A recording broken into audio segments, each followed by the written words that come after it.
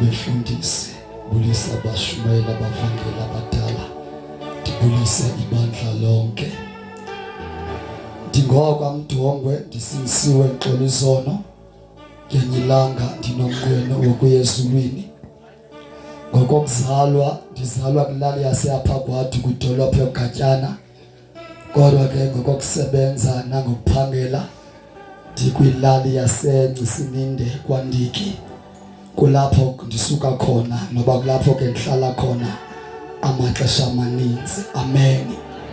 Sikhona ke ekseni sizothandaza sizofuna umoya ngcwele kodwa before nje siye emthandazweni ngizawucela sibonisane ngeli verse lilodwa bese siyathandaza. Incwadi yePsalms, incwadi yendumiso chapter 51 sizofunda nje phayana verse 12 from verse 12 up to verse 16 sibese siyathandaza. Thank you Lord Jesus. Nisotini umasi kena empini sotini empini sotini basinge nawe uma basinge empini sotini tina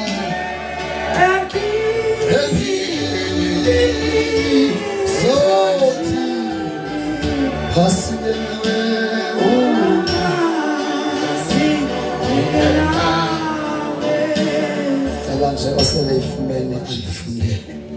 Incwadi yendumiso 51 verse number 12. Hlobo ndaba ethi umthandazo wokuzohlwaya verse 12. Ndibuyisele uvuyo losindiso lwakho undixhase ngomoya wakho khona ukuze ndikuthobele. Verse 13. Ke bona aboni ndiyakubafundisa imiyalelo yakho baguquke beze kuwe. Verse 14. Awu Thixo ndihlangule ekufeni nguwe Thixo ondisindisayo ke mna ndiyakubanduluka ndicule ngokulunga kwakho. Verse 15. Vula imilebe yam Nkosi khona ukuze ndikubhengeze ngawo umlomo wam. Verse number 16. Kaloku wena akunanze mibingelelo ndingafanelana ndisenza amadini atshiswayo akangekwanelisi wena. Verse 17. Umbingelelo awufunayo Thixo yinhliziyo ethobekileyo. Yes. Thank you. Cela nje ngifundele uverse 7 yedwa. Verse number 7. Ndihlambe undicokise ndicoceke ndihlambe ndibe mhlophe qhwa ndibe ngaphezulu kwalo nekhephu. Thank you Jesus. Sizawuthandaza ke ekseni sikule nkonzo yobunzulu bukamoya ongcwele. Inkonzo ebaluleke kakhulu ngoba iveza obume bobuthixo emntwini noba ngaba iveza i-character yobuzalwane, i-character yokusindiswa ngoba ngeze ivele insindiso iziqhamo zokholo ngaphandle kukaMoya Ngcwele. uMoya Ngcwele uzoveza uzuko lukaThixo ngathi. That is why kubalekile into abangaba kube khona inkonzo ezibumila bunje apho kuzoshunyayelwa kusakhiwa umzalwane ngawo uMoya Ongcwele. Apha sivala amazwi uDavide apha lithi iBhayibhile xa ngaba sifunda uxabene noThixo. Ngamanye amagama uThixo akasekho kuye ngenxa yamandla esono. Siyakhumbula okanye sinako ukuyiqonda kakuhle uThixo akadibani nesono. lithi apha iBhayibhile uDavide wayeyikumkani.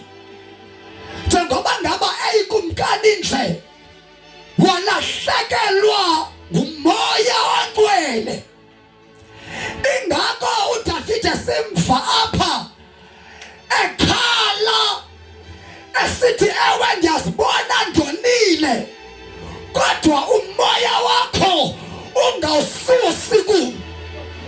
Ngamanye amagama uDavide, he was the king. Wayeunderstanda into yodwa noma ngaba ndikukumkani, kodwa I cannot lead these people, I cannot rule these people, we are without your presence.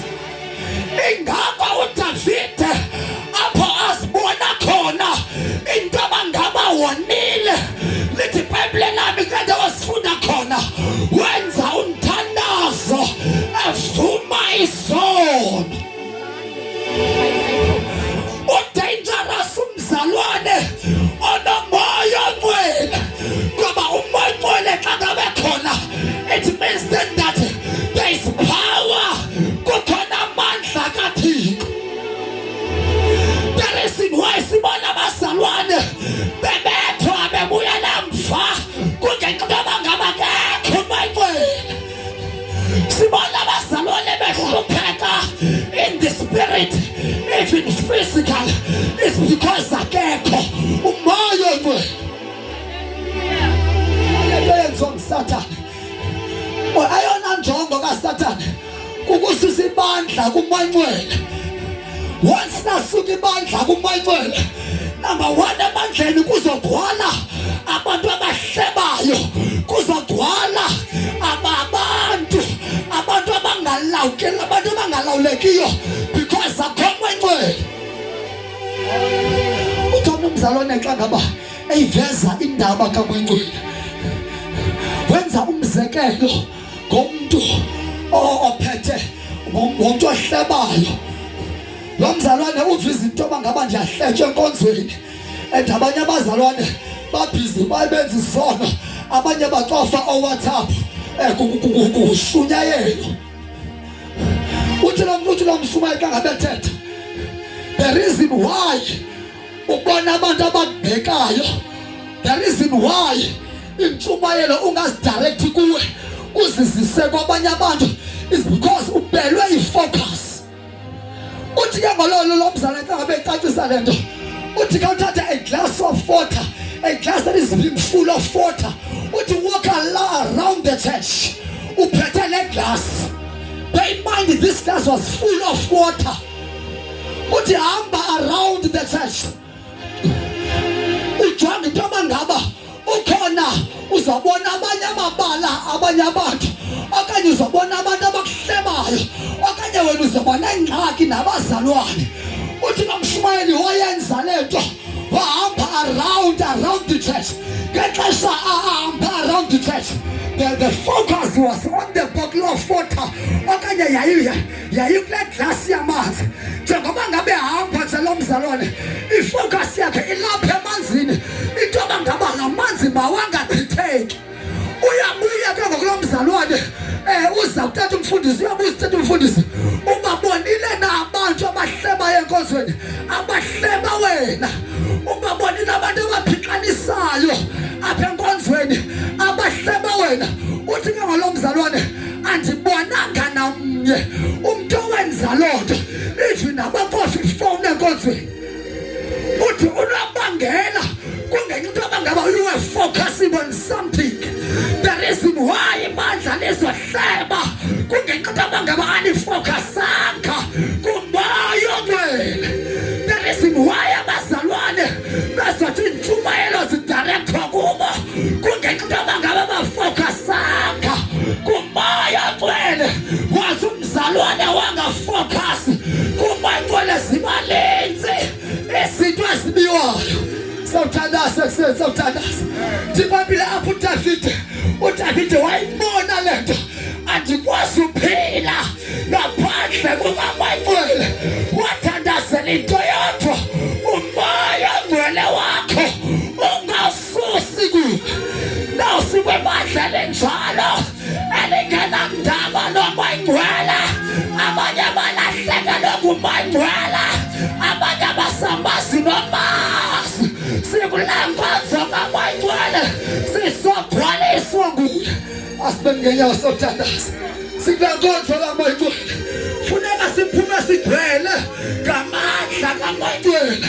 uDavide wema wakhangela ndilahlekane naphi nomoya ngcwele asikwazi ukukhuleka angekho mangcwele.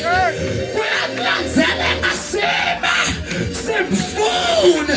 Bear in mind David was the king. Gamagama, I cannot lead these people. I cannot rule over. They get authority. It was Domagama. It was Domagama Masterone. But then the authority. Could get Domagama. Could call the Bible. Yes, Jesus. Is very dangerous. You cannot lead. You cannot command anything. Engekho mangcwele. uDavide apha wayengasukwazi ukubalawula abantu without the presence of the Holy Spirit. Ingabe thandaza ndikumoya wakho ongasuka empilweni. Sawuthandaza. Kunabantu abalapha abalahlekana nepresence kamangcwele. Kunabantu abangasawadliya amandla kamangcwele. Sekulankonzo yobunzulu. Solanda wakho amandla kamangcwele. Solanda wakho amandla. Uyafumaneka. Sawuthandaza. Laphakamisa isandla sakho landa kuyo. Sawuthandaza. Izinto zami mazibuye lobusathana balibethile ndaze ndalahlekana naso. Masibuye mangcwele. Cela ke senzele umthandazo. Jesus.